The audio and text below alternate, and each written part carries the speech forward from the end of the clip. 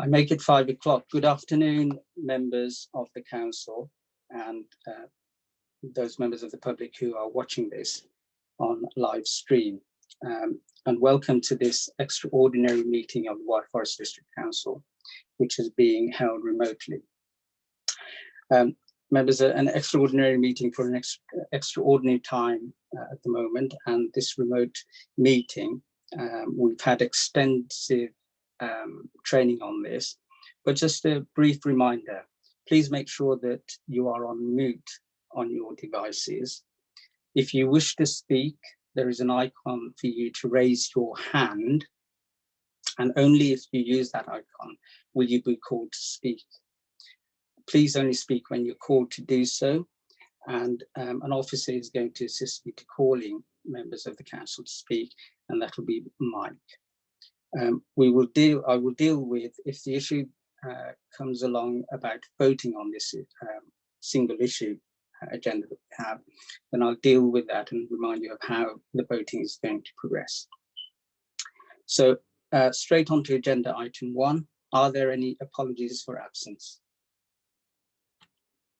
I have no apologies for absence. Thank you. Agenda item 2. Are there any declarations of interest by members? Now, if there are any, please raise your hand.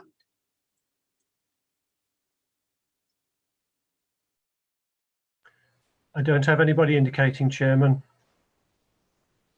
Thank you very much. Straight on to agenda item 3 then, to consider a report from the Chief Executive which proposes the making of arrangements to ensure continuity of the Council's decision-making functions during the COVID-19 outbreak. Councillor Graham Ballinger. Thank you, Chairman. Good afternoon, ladies and gentlemen, and public who may be watching. I would like to move, you've said about the extraordinary times, I would like to move the recommendations, Chairman, in section 2 of this report, that's 2.1 to 2.5 inclusive. I'd like to remove them en bloc. I'm grateful to you, Mr. Chairman, and to group leaders for the discussion that we've had on the detail of these proposals, and I am satisfied that the report reflects the outcome of those discussions. Going forward, after the recommendations have been formally seconded, which I'm now moving, I would propose that for the convenience of the Council, the Chief Executive should take members through the main points in the report. If there are any questions for clarification, it would again be for the convenience of members for those to be answered either by the Solicitor to the Council or the Chief Executive. Both have been actively involved with this report. If necessary, I then would deal with any points in summing up before we move to a vote. In the meantime, I call for a seconder to the report. Thank you, Chairman. Thank you. Councillor Franaborski. I'll formally second the recommendations and reserve my right to speak later. Thank you. Chairman, I have Councillor Hart indicating to speak next. Thank you. Councillor Hart. Thank you very much indeed, Mr. Chairman, and good evening, Council. Can I say that I concur pretty much with everything that the Leader of the Council has said, in that this broadly reflects the discussions of the group leaders and deputy group leaders when we met virtually, albeit over a conference telephone call a week or so ago. And indeed, my group last week had a virtual Zoom group meeting to discuss matters, and I can say that as a group we will support the recommendations as set out as printed. I do make one very minor point, and I did email the leader and the deputy leader, and I hope that the solicitor and the chief executive, and indeed the leader and deputy leader of the council, will agree with me that I was the group leader that proposed a compromise on the times of meetings. I was the group leader who said we didn't wish to be political or make pedantic irresponsible points at a time of national crisis when politicians should be uniting together and working together. And it's really important that we continue with the good governance of the council, and that these arrangements and changes to the constitution are necessary and proportionate in the circumstances for the next few months, until we get out of the position nationally that regrettably we unfortunately find ourselves in. And it was myself that indeed suggested, I think the chief executive in his note suggested reducing question time from 30 minutes to 20 minutes. And I said one should half it, and perhaps we should have two notices of motion maximum. And it's just one minor matter on page 22 of the agenda, 1.8b, which proposes not allowing a supplementary question when a question is submitted. Now, I don't suppose we're going to have too many such full council meetings, and it's not about being political. I'm not going to move an amendment at this stage, because I would like to think that we would work collaboratively. But when I did make that suggestion from 30 minutes to 15, it was to continue in the normal form, i.e. a supplementary. If the Progressive Alliance are against me and they are satisfied with the amendment as made, again, not going to be so churlish, particularly when I know that we'll be outvoted, but just when I tried to be helpful and reduce it to 15 minutes, it was on the basis of permitting the supplementary, whilst of course appreciating that when you reduce from 30 minutes to 15, you have less questions overall. So that's just a minor point that I would hope that could be dealt with. Again, not going to move an amendment. I don't think, if you're against me, because that's not in the spirit of cooperation, and certainly the blue team of this council want to be seen as working together. But I would hope that you would accept my comments in the spirit in which they are intended, and I could be given some assistance in respect to that matter. And very briefly, finally, if I may, Mr. Chairman, 2.4, in the circumstances, I would submit in terms of the recommendations, it is quite far-reaching in terms of allowing delegated authority to be given to the Solicitor of the Council in consultation with yourself, Chairman, and the Chief Executive and the Corporate Resources Director to make any additional temporary changes to the Constitution that are required as a matter of urgency between meetings of the Council, and that are reported the next Council meeting for formal ratification. We are minded and prepared to support that, because these are unprecedented times, and we trust your professional judgment, Chairman, and we trust the professional judgment of our Chief Executive, Director of Resources, and to solicit the Council to only make those that are reasonably necessary and proportionate in the circumstances. So those are my comments, Chairman, on behalf of the Conservative Group. Thank you. Thank you, Councillor Hart. I think I'm just going to go back, because the leader did say that he would ask the Chief Executive to go through some of the salient points. I think that would be useful for all members. So can I ask the Chief Executive to do so? Thank you, Chairman, and I will touch on the points that Councillor Hart has just raised. In terms of the main issues raised in this report, obviously I'm not going to read the title of the regulations under which we are acting, because that will take between now and Christmas, more or less. But obviously, in light of the changes that have been made to the legislation, the first matter that's dealt with in paragraph 2.1 is to accept that the annual meeting of the Council will not happen in May, as would normally be the case, and that if it can't happen by September, then there will not be an annual meeting this year. The second paragraph 2.2 then deals with the period during which the changes to the Constitution set out in the report, and also the delegations at 2.4 and 2.5, how long they would have effect. And obviously, I'm sure it's the wish of all members that the period during which these arrangements would operate should be kept to the minimum. And what paragraph 2.2 does is allow the arrangements to be brought to an end on a date decided by the Solicitor of the Council in consultation with you, Mr. Chairman, or if it happens to be that the Section 78 regulations are revoked, obviously the changes we're making here cannot continue beyond that date, or the final backstop, of course, is the 6th of May next year, which is the date under which the regulations have effect. So that's what paragraph 2.2 deals with.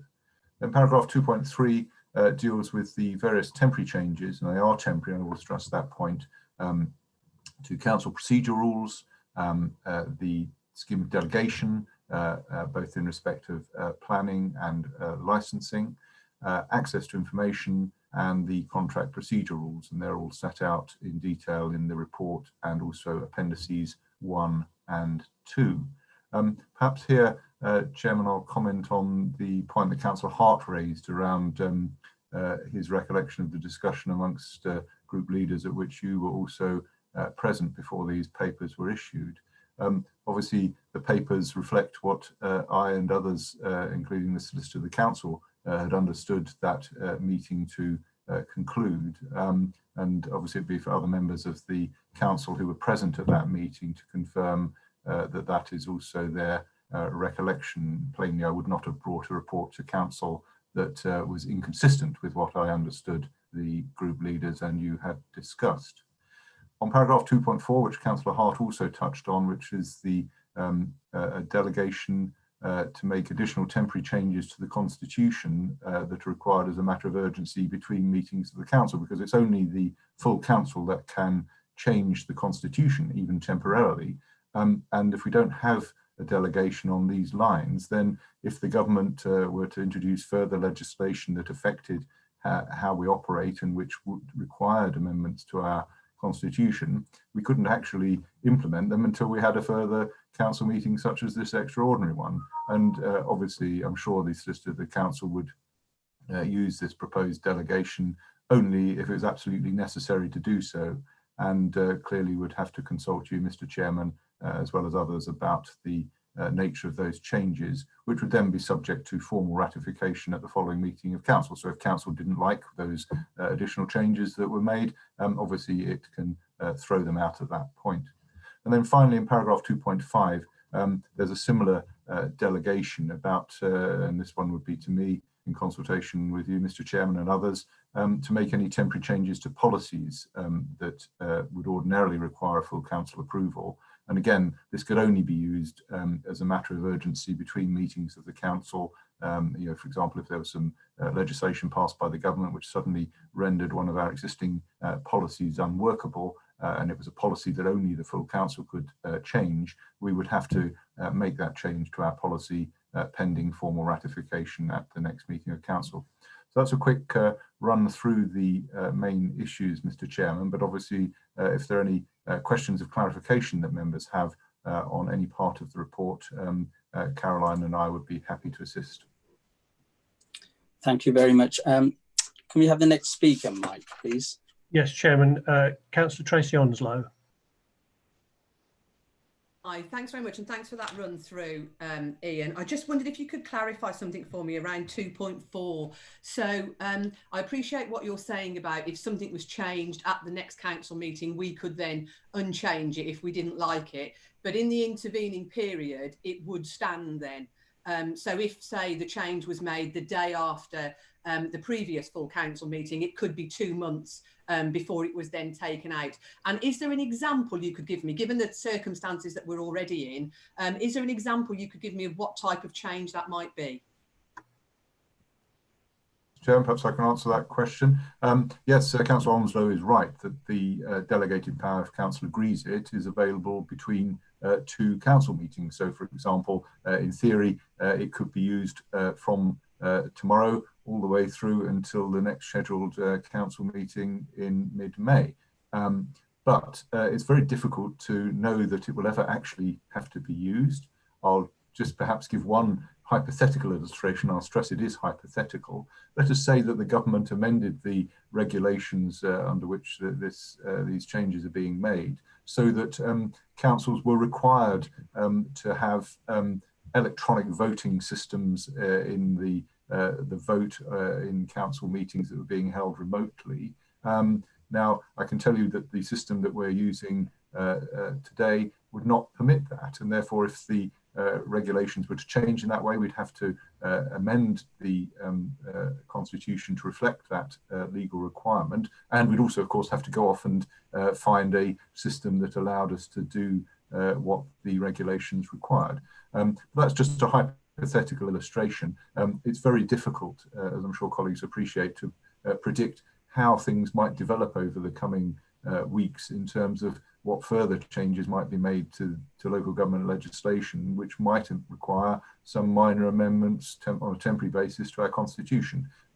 As I say, I think it will be quite unlikely there will be any, but it's important that we have this flexibility. Otherwise, the only option we have is to convene an extraordinary meeting of council such as today's meeting in order to agree such changes.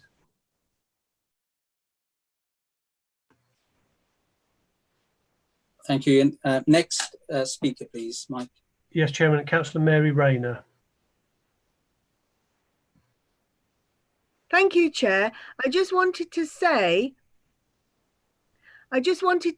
Chair. I just wanted to say I am participating, but for some reason my video's not working, but I can hear everything that everyone's saying and I can see everyone. It's just people have got the privilege of not having to see my face tonight. Thank you. Thank you for letting us know. Are there any other speakers? Chairman, I don't have any. Oh, Chairman, Councillor Franaborski. Yes, Councillor Borski has the right to speak. Reserved. Yes. Right. So, Good evening, Council. Good evening, Chairman. Good evening, Council. And good evening, any members of the public who are so little to do that they are enthralled by this amazing meeting. I'm happy to second the proposals as put out in the report presented by the Chief Executive. I think we all hope that we won't be in these exceptional circumstances for too long.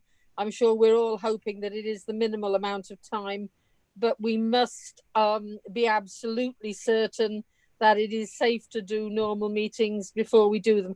Can I just say that I think it is appropriate while we're on air to, as well as seconding these recommendations, I would like to express my thanks to those members of the council staff who are doing such a superb job in keeping everything going.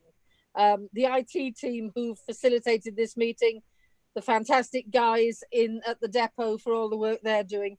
I think we are doing exemplary work as a council. I've been very proud when I've gone on LGA conferences recently by Zoom to note how far in advance we are of some other authorities. So I'm delighted to support these recommendations and let's hope they are unanimous.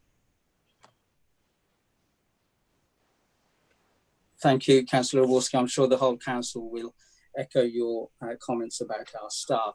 I don't think there are any other speakers, Mike. Can you just confirm? Chairman, Councillor Tracy Onslow has indicated again, although she has spoken once. Right. Sorry, You have a discretion, Chairman. Sorry, Solicitor was saying. You have a discretion, Chairman. I do. Yes, Councillor Onslow.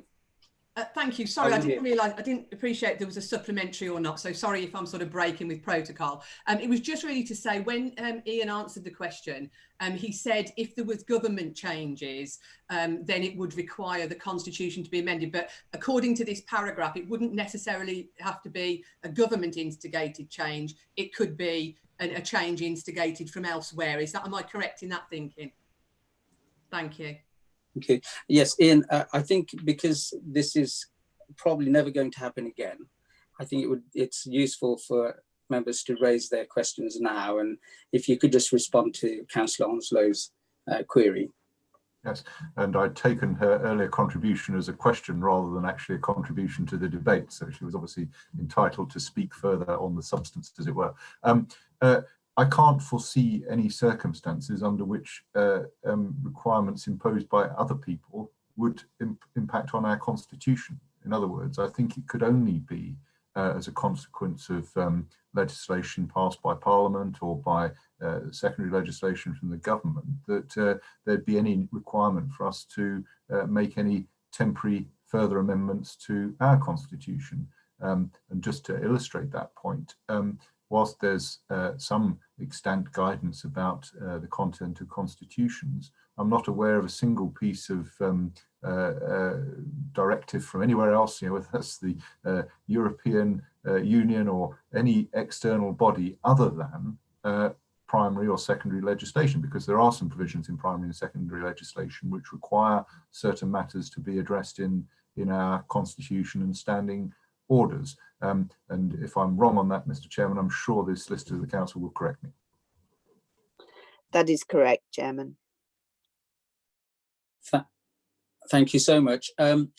Again, Mike, there are no other speakers. Is that correct? That's correct, Chairman. Nobody else has indicated. Okay, then I shall go back to Councillor Ballinger to sum up.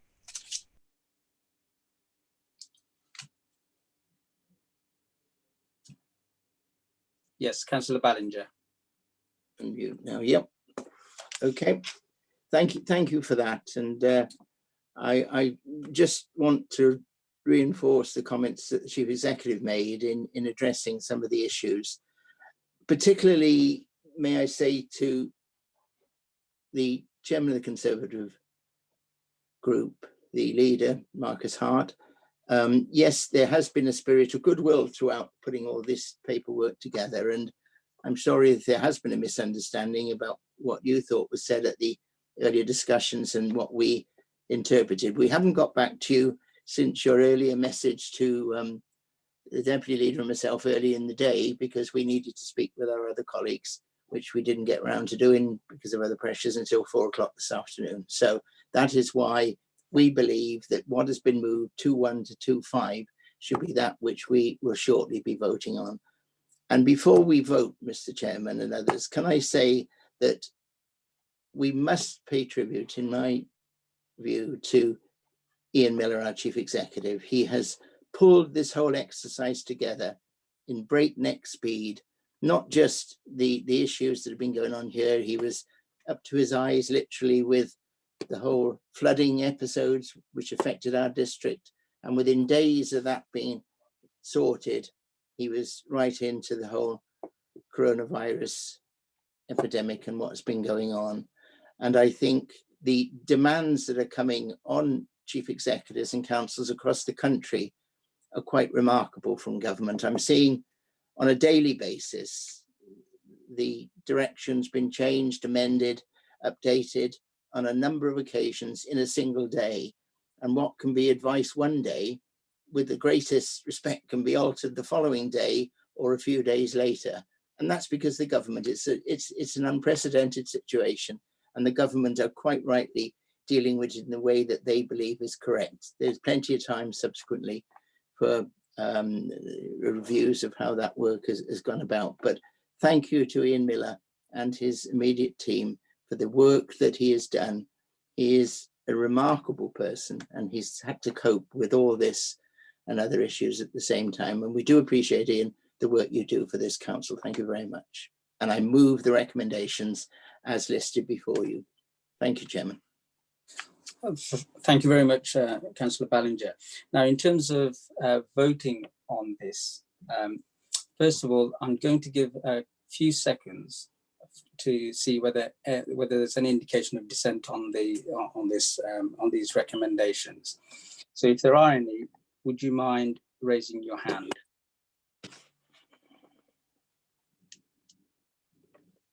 Mike, if you can say whether you've seen anyone raise their hands. I haven't. Chairman, I haven't, and perhaps Sian could confirm that she also hasn't seen any. No hands raised. Okay. In that case, the recommendations, Council, start at page 6 of the agenda. It's from paragraph 2 to 2.5. Is that all agreed? Now, this is going to be odd, isn't it? So you'll have to all indicate that it's agreed. So if you could raise your hands to indicate that it's agreed.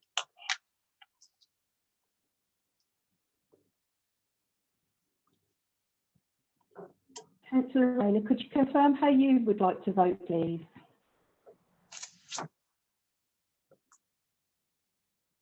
Sorry, yes, I agree. Thank you. Do I take it that that's unanimous? Yes, unanimous. Yep. Yes, it's unanimous. Thank you. Thank you very much, members.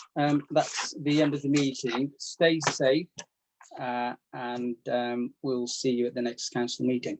Thank you very much.